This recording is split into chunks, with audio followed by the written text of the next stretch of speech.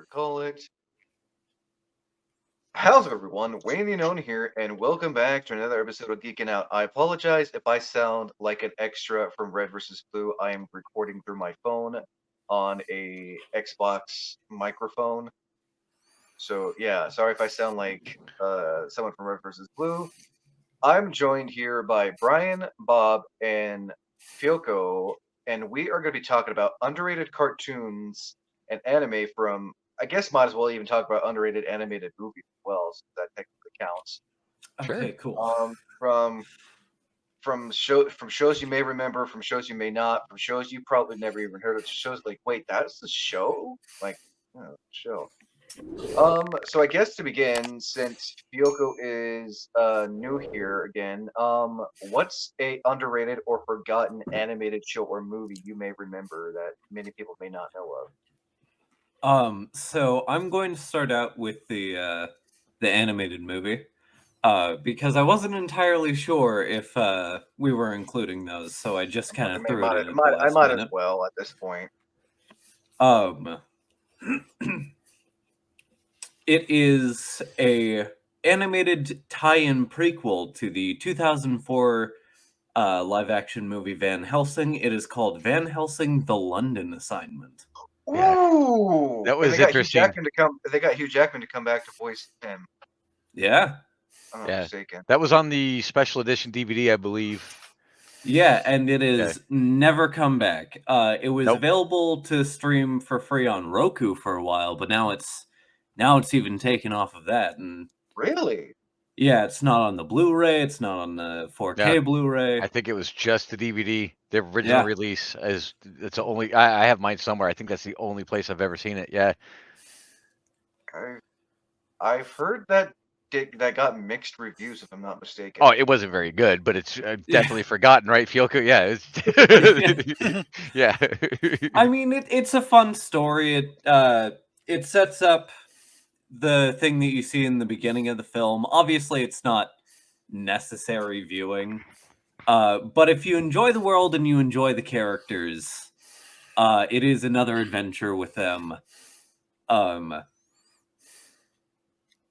and I believe, what is it? Stephen Summer was his name? Yeah, the mummy guy. Yeah. Yeah. He also helped write it. Obviously, he wasn't able to oversee the entire thing because he was working on the actual movie at the time. But it still has the same vibe of the movie, and if not a bit more silly because it's animated. It looks Um, pretty good. The animation's really well done though. yeah, For something that came out in like what 2000 and was it 2004 or 3 that Van Helsing came out in. I'm gonna have to look it up after. 2004. Yeah. Oh, thank you. Oh, like, I'm gonna have to look it up and do my little, fun fact thing about when that came out and see if I can find somewhere that has it. Yeah, You might be able to YouTube it, but it's probably going to be in parts if you Oh, most. can. yeah. Yeah. I have to do it. It is on archive.org, but it is very low quality and it Oh, doesn't have any subtitles. 360p. Yeah, because it's a DVD rip. Yeah. Um, since I guess I'll go now that I mentioned animated movies. I might, and since Fioko brought up um the Van Helsing one, it is a prequel to it is a prequel considered a prequel and a sequel. Takes place after the first film, but before the second film. It is the animated movie Dark Fury, which takes place before the Chronicles of Riddick. I wasn't sure who was going to mention that Ooh. one. That's a good one. Yeah. I It's was that was in my back pocket in case somebody didn't mention it because yeah, that it got overlooked has crazy. it has the returning voice cast of the three main characters from Pitch Black, which, Yep. if we all know, that movie didn't do well. The animated movie has that.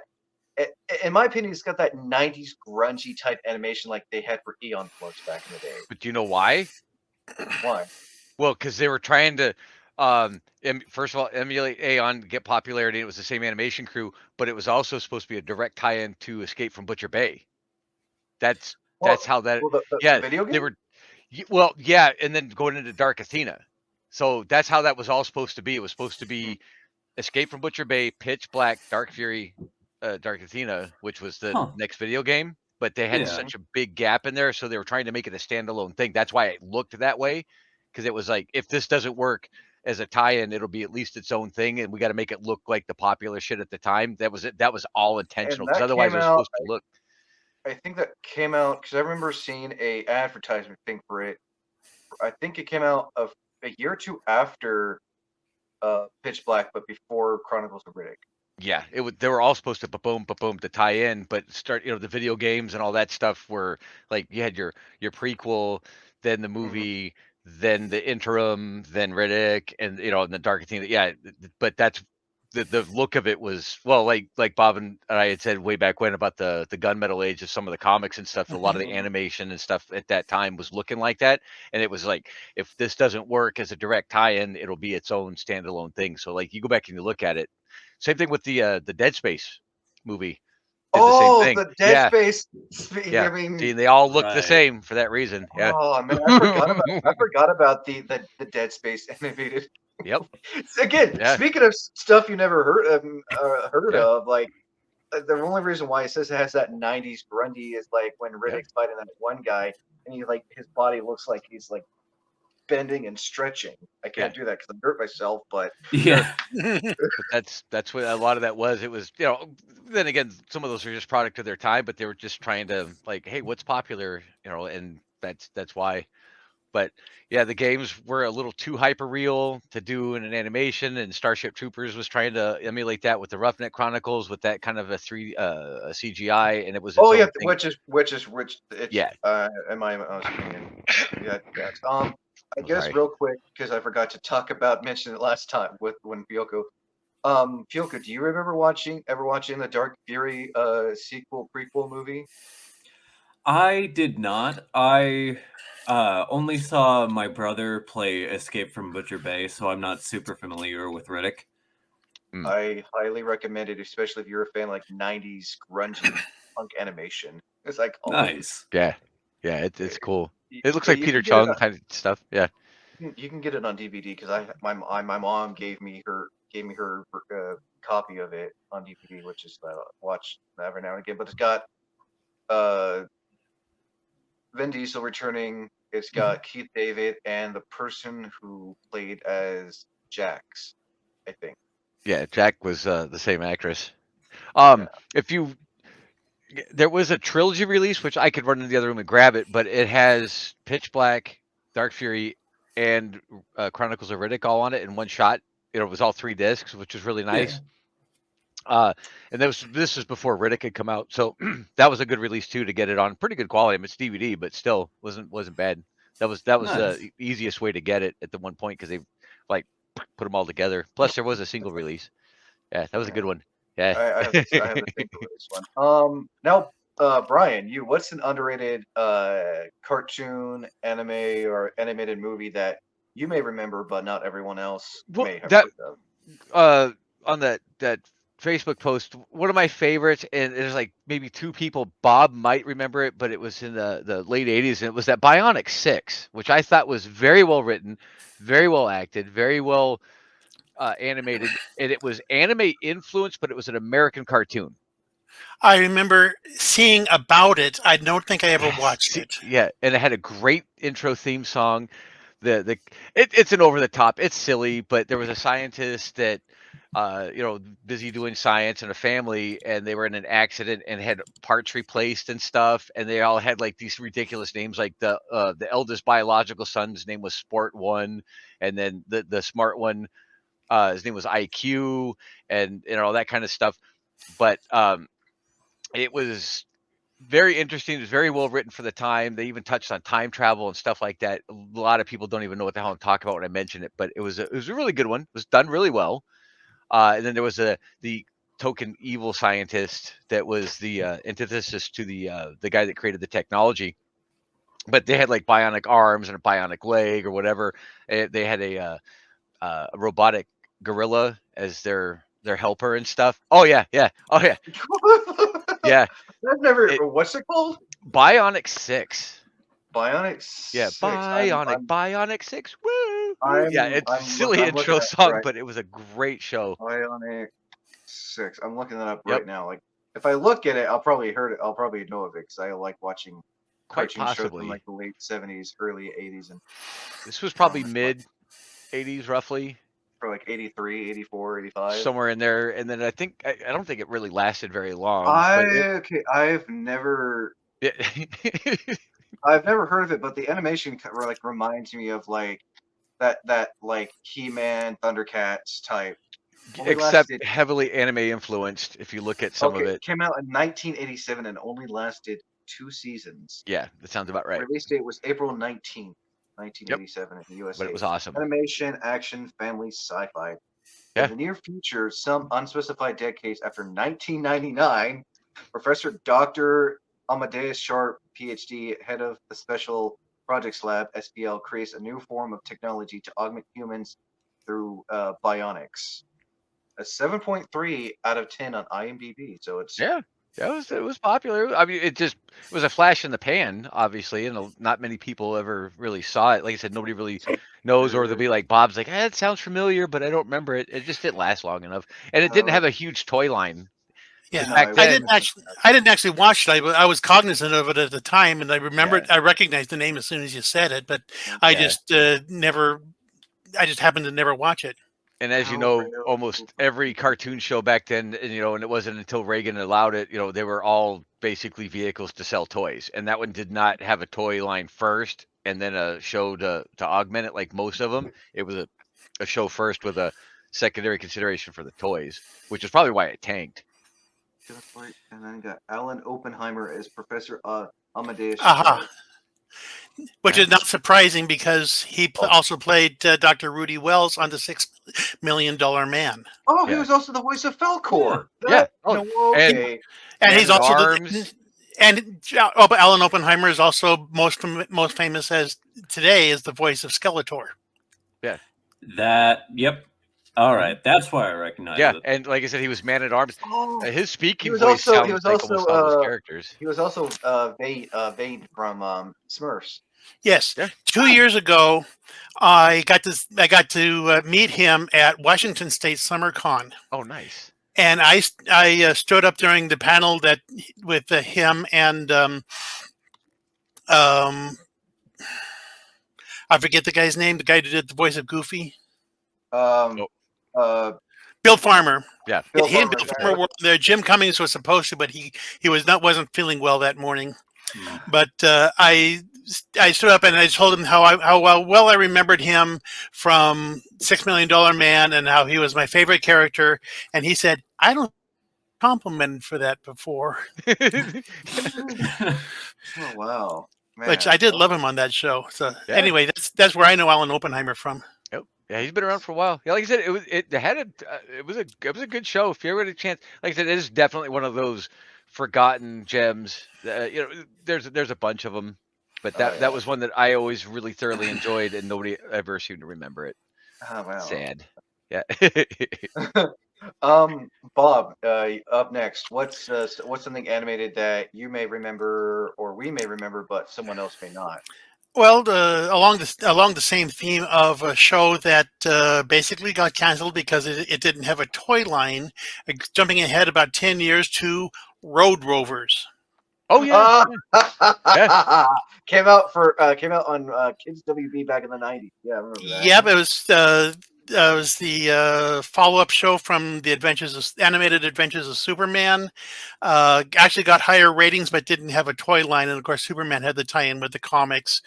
But this was my favorite show at the time. It was Oh. produced by Tom Ruegger, who was also the creative mind behind Animaniacs. Oh, I was gonna say like everything. Yeah. Yeah, Animaniacs, Freakazoid. Yeah.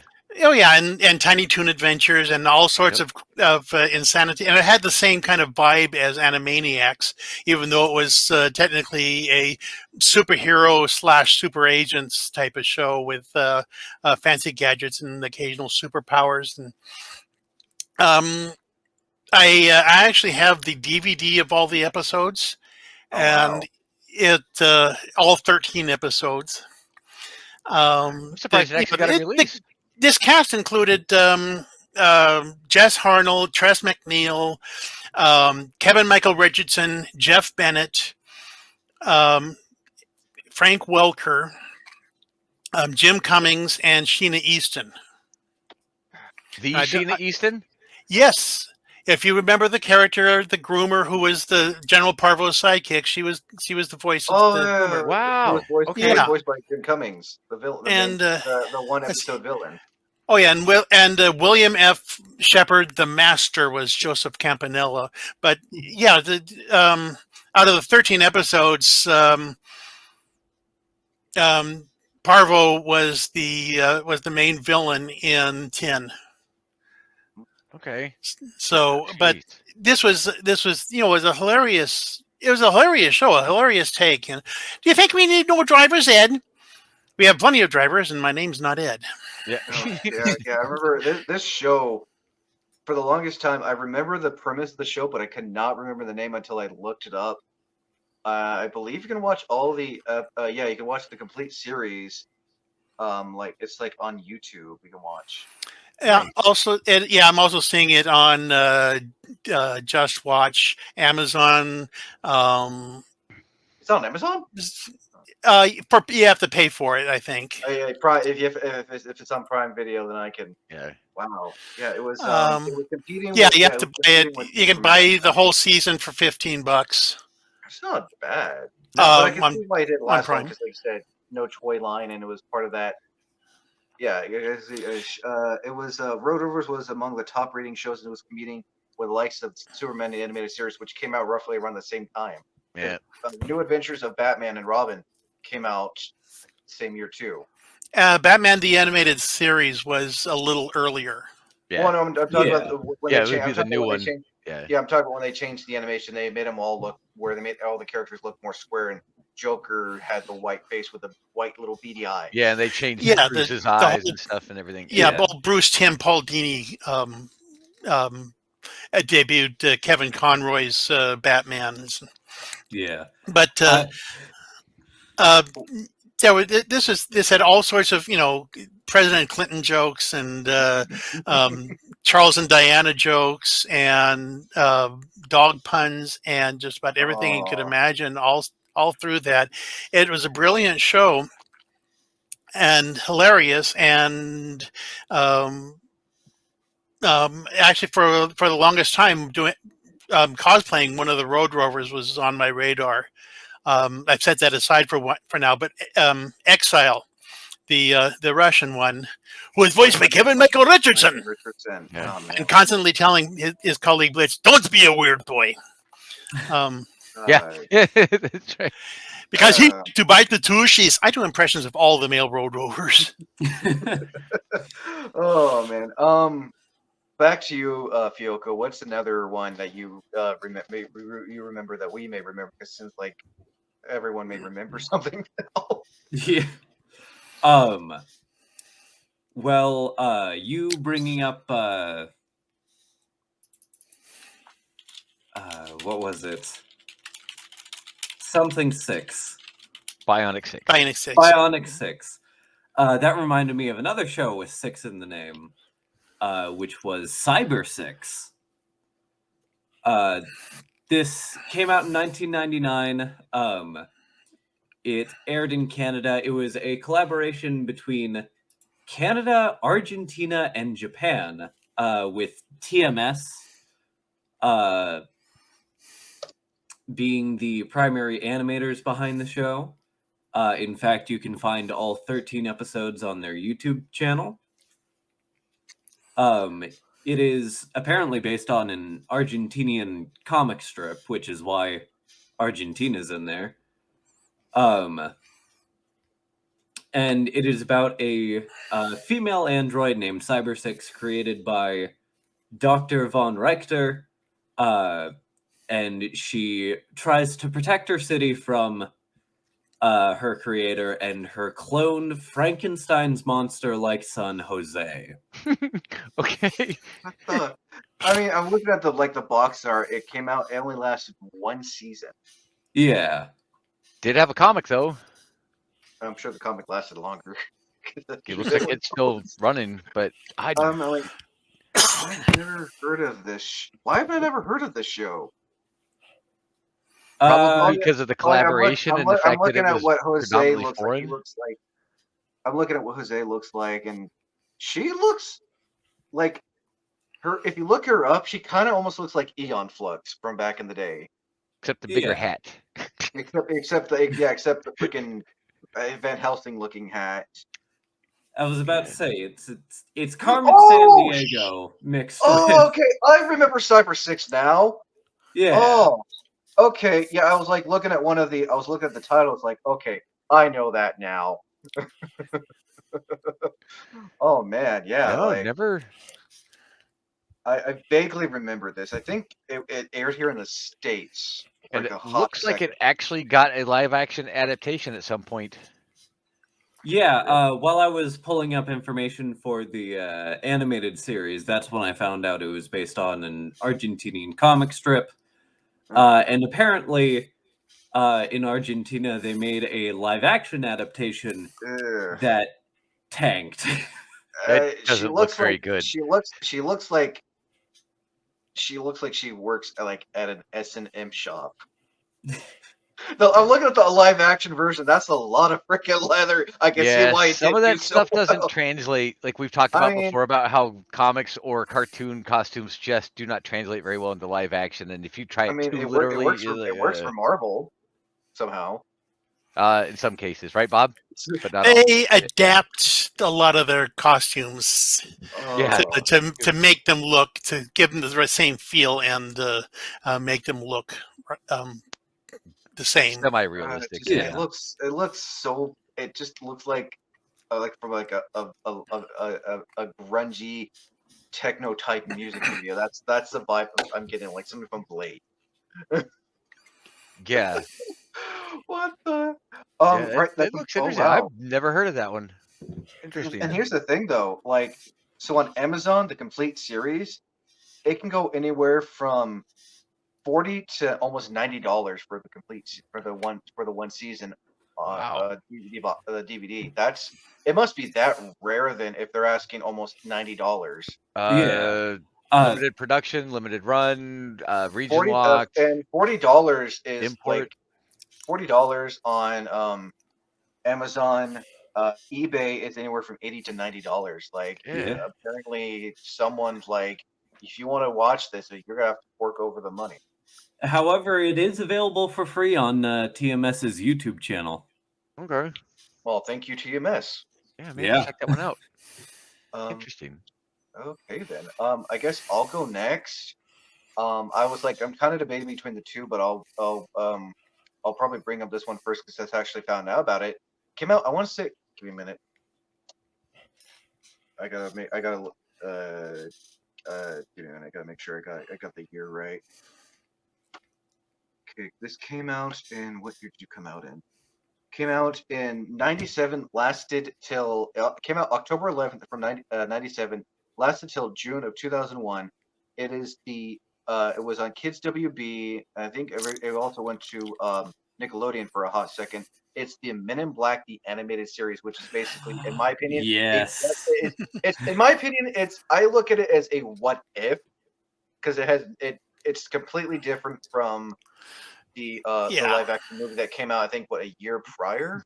Yeah, it was a year prior. It was based. I think it was based more closely on the original comic than. Yeah, that's what I was movie going to say. It was more of a mix of the comic elements in the movie with the recognizable characters, but it was more the comic storylines. I remember that one. I didn't know it was based on the comic. Like, I had a feeling it was based The on comics the were comic. first for a couple years. Yeah, I didn't know that. And then Barry Sonnenfeld was like, "Hey, I want to make this into a movie." Yeah. Which had like the first two were the best, 3 was okay, but then I haven't watched the new Men in Black. The Men in Black International. yeah. Well, I consider it fairly watchable. Mostly for Tessa Thompson.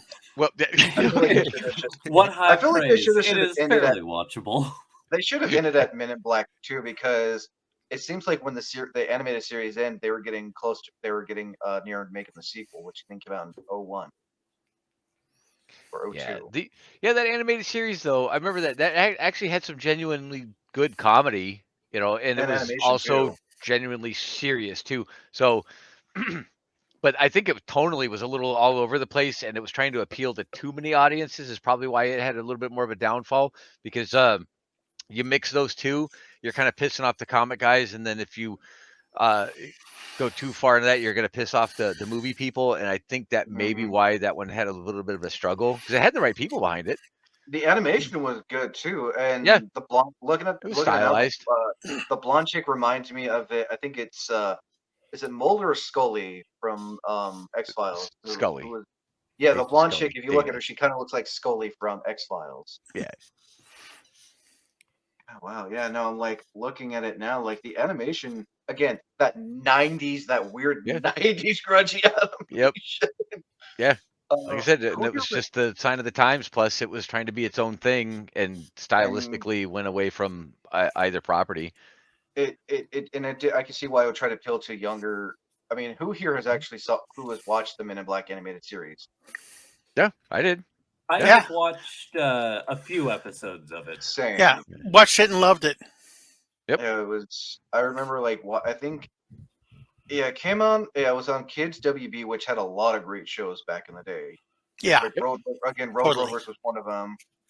But yeah, no, I vaguely remember the show. I saw like a clip from one of the episodes on TikTok a while back, and I was like, oh my god. Yeah.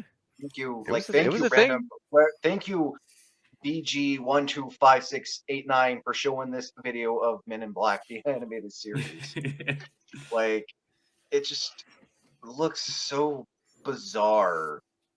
That's what I'm saying. It really had a mixed audience to begin with, and then they also kind of tonally mixed it a little bit. And I think that there was just so much other strong suits out there and established properties that going from one to the other, back and forth tonally in the show, like you're showing off a lot of the movie stuff, but then referencing comic type stuff or having a comic style, kind of downplayed it a little bit to each audience. But I'm with Bob. It was great. I mean, I loved it, but it just I don't think it really found its footing for I mean, personally a lot have of written these 3 years- different story settings with a pair of FBI agents, and all 3 of them, I only just realized, all 3 of them had the same vibe going on between them as Agents K and J on the animated series. Yeah, it got a Daytime Emmy Award in 2002. The fact that it lasted like from it even got a was released there was a Game Boy there was a game for it for the Game Boy Oh, I Color didn't know back in that. '99. Yeah, that's Okay. that's how I figured out about it initially, and then I watched a few episodes of it. Okay, Yeah, I'm yeah. actually kind of surprised it lasted that long, but I know it did have the channel switch and everything though too. Oh yeah. 2002 is when the sequel came out. So 2 years after the series ended, because the series lasted like for 3 years, which is kind of impressive. Yeah. So it must have done semi well to get like I think 4. Well, they I also take do that those back. time slot filler type things though too. It lasted 4 seasons from '97 to 2001. That's impressive. impressive. Yeah, Given, you know, it's just today not remembered very much, and which is unfortunate because it was a fun show. Yeah. Yeah, this show is set in an alternate timeline to the Men in Black film universe. Yep. It's basically a what if, but it ties more into the comics anyway. For those who are on this, I highly recommend if you like Men in Black, especially the OG or whatever the comics. I highly recommend watching the series. It's not bad. Yeah. Brian, you're next. It was one season, 96 if I'm not mistaken. The humor was hilarious and stuff, but it's Captain Simeon and the Space Monkeys. That's my next one too. Nice. Yeah, I Captain love that Simeon shit. and That the was Space great Monkeys. Why does that name sound familiar? because it was Oh awesome. my Jerry- god! Captain Simeon and the Space Monkeys. It was Oh my god! Okay, And I vaguely remember this. James did not- Avery, Jeff Bennett, Michael Dorn, Malcolm McDowell, Maurice Yeah. LaMarche. everybody was in that, and it You're unfortunately iconic. could not find its footing. But it also came out in the rash of I think it was post height of the popularity and probably burnout from all the goddamn turtle knockoffs that were just rampant everywhere. And It you was. had Yeah. some real gems in there. This But was the you can same year imagine- as this was on the same season as Road Rovers was. Yeah, and Yeah, it was Yeah. syndicated, but it was syndicated rather than having the networks back it up. was I a, think it was a that's September Fox of show. They just 90 got Artemis. overwhelmed. You can know. watch it for free. You can watch it for free on Amazon and on Tubi TV. Nice. yes. Yep, And Yeah. it worth every lasted minute. from 96 September 7th, 1996 to 1997.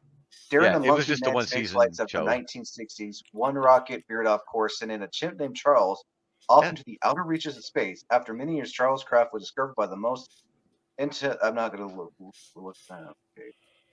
And, no, I don't. The aliens were known as because their name could not be pronounced, only thought. Yeah. Yep, there was a lot of jokes in there. It was great. Loved it. It kind of reminds me of that one show that was on Disney later in the year, a few years later, Super Robot Monkey Hyper. Word I'm not going to try to pronounce, but it's got a 7.6 out of 10 on IMDb, so Yeah, it must have It was done good. It was great. It is hilarious. My favorite character on there was Dr. Splits / Splitsy. It was a orangutan with dissociative identity. Well, it's multiple personality disorder. They were aware of each Oh my other, God, aware of Yeah. everything. Toyline.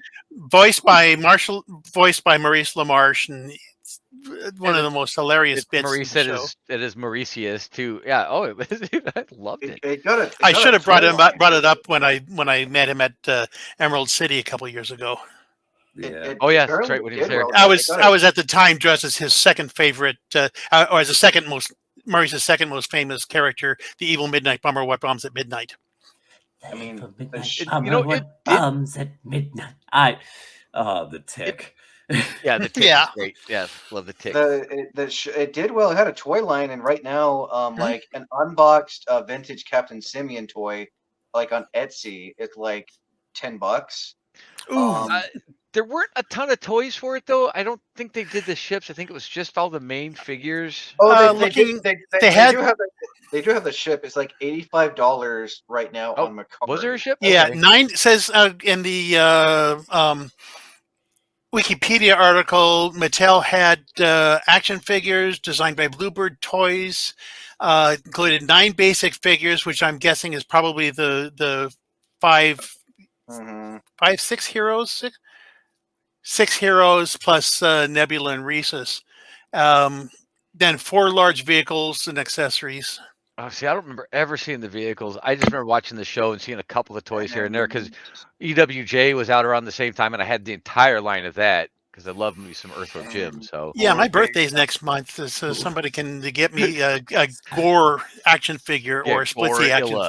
figure. An unboxed evil Nebula from the show on eBay is $50, and 3 of the characters on eBay is $60 unopened. actually, that's not terrible. I've And spent more I than that. don't for trust drinks, so. Mercari because they like to price hike. Right now it's $85, but originally without the cutoff, they're asking $150 for the ship alone. Ugh.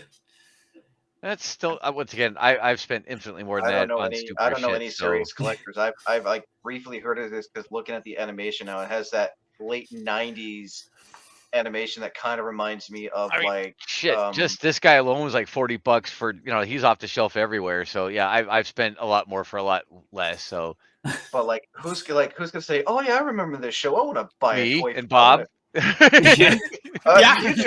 Yeah. You two guy. Okay, I mean anyway. Yeah. Well, Fyoko, have you ever heard of this show before? I have not. This is the first one that I had not heard Same. about. Like, Okay. like the art. It must have. What channel was this on? Was this like on? This was, any of the major ones? It was syndicated. So Fox had it. I think TBS did at one point. Bob, is that right? Well, I don't know what all I know is that locally, here in Oregon, in the Willamette Valley, it was airing on independent stations mainly. Okay, and I was The watching it in local Vegas. WB station, I think, had it for a bit. Let's see, the Bobot Kids Network is what it's indicated on here, but Amazing Adventures was their the umbrella that it was under. Yes, and I think I watched it on one of the Fox affiliates in Vegas, if I'm not mistaken. But it Yeah, could have been so one of the WB ones. But still, one way or the other, it was a fantastic show. yeah, I think we was good. watched. Yeah, I think it was I think where we watched it was on a at the time independent station that these days is connected with Fox. Yeah. KPTV Portland. Okay. Bob, up next. Well, Brian took what I was going to do next, and that's my Sorry. two. That was the two Western shows I was going to do, or that I was prepared to do. I'll call up another one later on, so I think I'll just kind of go on with one of my anime shows. One that I think, is continues to be ongoing. The anime television series, anyway, based on manga and a light novel series. Keep in mind, Road Rovers is the only one with a decently short title out of everything I was bringing in today. Because that's 2 words. Now, Captain Simeon and the Space Monkeys, I think, is 7 words. This one's a little bit longer. Is it wrong to try to pick up girls in a dungeon?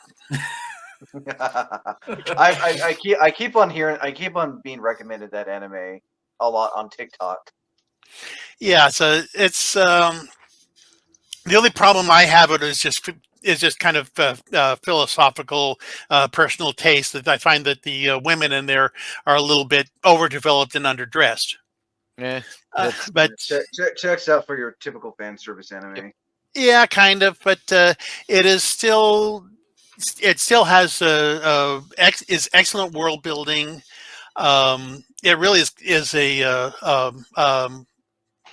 more of a setting based show than a lot of the character based shows that you'll have, like Naruto.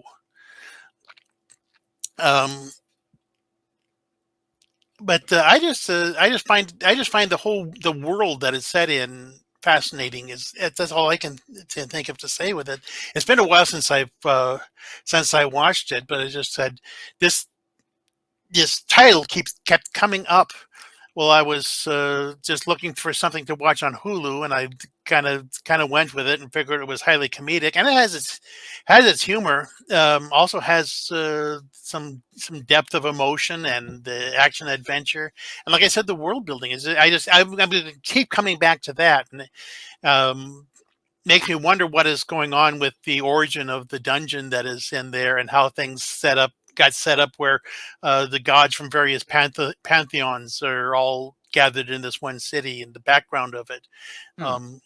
It has me kind of intrigued, and I'm looking forward to seeing the next season.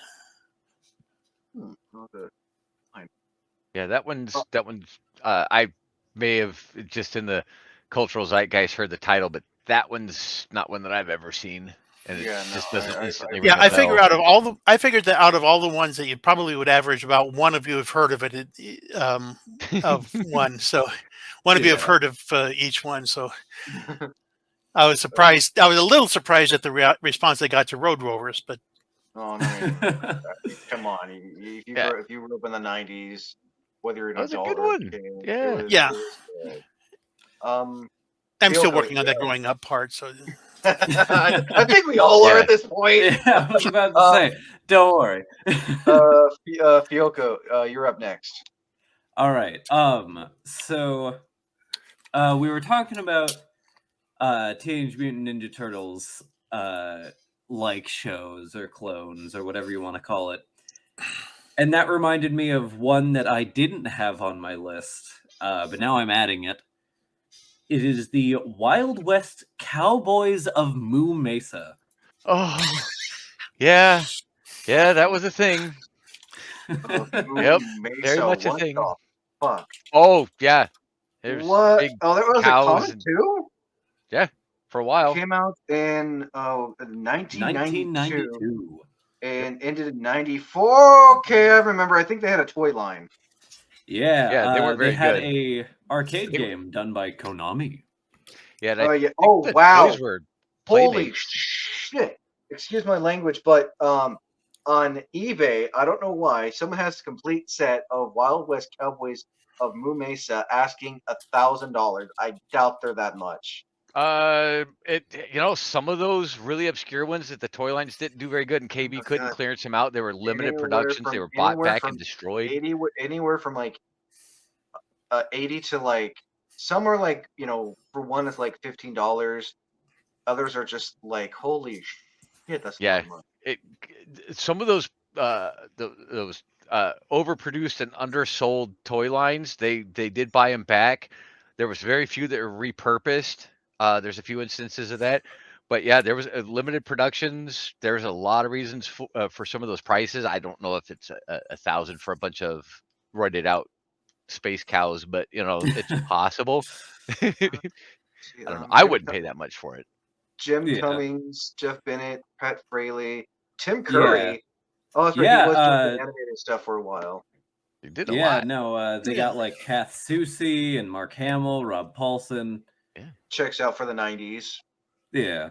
So this is what Mark was doing between Batman the Animated Series.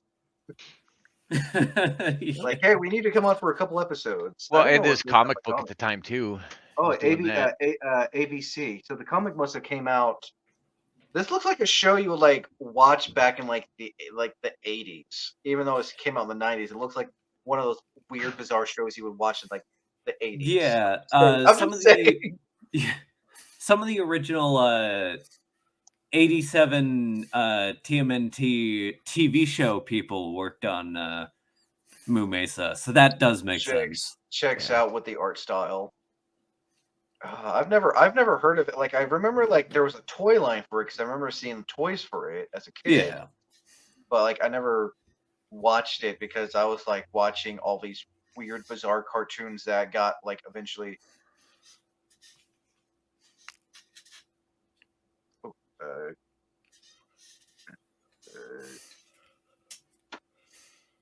Yeah, I don't even know if that was ever really popular at the time it was running, because a lot of these too were just space fillers, or they're trying to push popularity on another property, and therefore it had something similar. You had Street Sharks doing that. Street Sharks. Yeah, Okay, but I mean, it was all the I thought that's where you're going to mention at first with Street Sharks. I remember that. But a lot of it was just pushes towards the anthropomorphic stuff, and the turtles were hot, and then they were doing the knockoffs, biker mice from Mars, blah blah blah. There was a lot of them that came out. That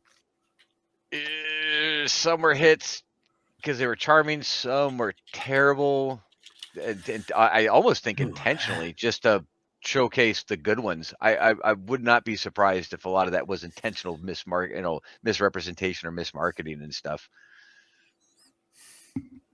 Oh, Bucky O'Hare. Ooh, what? Bucky O'Hare. When did that one initially come out? Because I think that was earlier. Comic first, then video game, then a TV show. Yeah. Okay, the original TV show that I was thinking of came out in 1991 and only had one season. Wow. Yeah, because it was once again, it's a toy video game tie-in, but from a comic originally. If I'm not mistaken. Yeah. So I have one because I remember actually playing a game of it on the 360 years ago because they made a crap ton of games for it, like I think 4 of them. It was on Fox Kids, surprisingly, but again, back in the 90s, you can get away with a lot of adult humor in kid shows. It is The Adventures of Sam and Max Freelance Police. Yes. Okay, so you're talking about the show? Yes. Okay, because Sam and Max goes way the hell back. I know with the comic series, yeah. And the video games go way the hell back. They're like that's right because they had like the 2D animation games. I was playing like the 3D era ones that came out. Oh wait, there's one for there's one that came out for Xbox as well. Original Xbox. I was playing like one of the 360. Yeah, that was early But I'm talking about the Lucasfilm's cash cow. I'm talking about the animated series Yeah, because that came out in the 90s. Because I remember seeing like ads, commercials for it on Fox Kids, where it showed one of the scenes that Sam and Max were fighting over the telephone that was ringing, saying, "I got it, I got it, I got it." yeah, that was a great one. I think that one got kind of forgotten because it didn't have the popularity of a large screen. It had a toy line, if I'm not mistaken. Yeah. No, no, wait. There was a few floating around, but I think its bread and butter was back in the old almost Infocom game types, and point and click adventures and shit like that, where they Yeah, really got their that's popularity. And because there was no big screen tie-in or a Yeah. huge no, TV it's just series, it's only showing the games in the comics. yeah, Yeah, it's definitely one of those point and click. Yep. Adventure where they games. started, and there was a ton of them. Sam and Max Beyond Time and Space is out for the Nintendo Switch. $60 Oh, at wow. Walmart. So there I didn't is realize it so was still a relevant property, but okay. Yeah.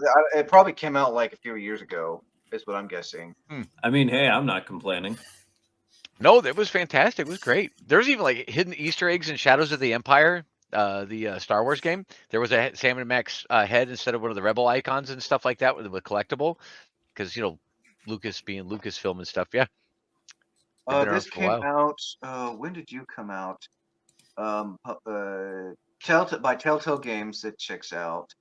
But this one, when did this game come out?